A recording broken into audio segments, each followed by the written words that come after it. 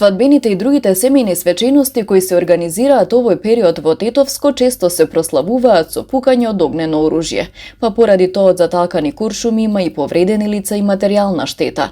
Слави со срце, а не со огнено оружје се постојаните апели на СВР Тетово, од каде потсетуваат дека освен парична казна за сторителите, зависно од последиците следува и затворска казна. Иако сме во средина на сезоната каде што во полнек се организираат фамилиарни свечености како што се свадби, сунети, веридби и така натака, секторот за внатрешни работи Тетово апелира до граѓаните да се воздржуваат од користење на огнено оружје при ваквите свечености, поради тоа што тоа се казнува според законот против јавниот ред и мир, значи за прекршоци против јавниот ред и мир, каде што казната изречена од 200 до 500 евра.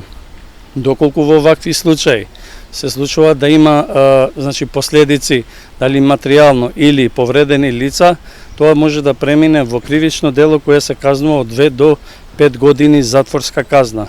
Граѓаните се јавуваат да пријават, но не кажуваат детали на која свадба точно се пука. Најверојатно стравуваат да не дознаат соседите дека тие пријавиле. Од полицијата велат дека не можат да постапат во таквите случаи, зашто во градот во исто време има повеќе прослави.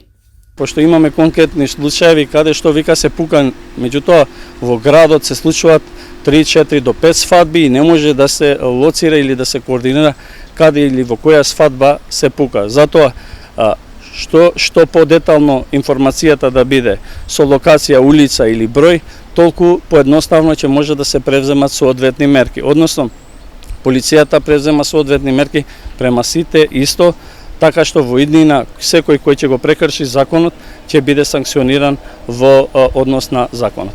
Граѓаните стравуваат за својата безбедност. Не треба ништо, никако да се пука. Тоа е најопасно ето. Што се веселба ќе пука, тоа што дечка иде в патекот.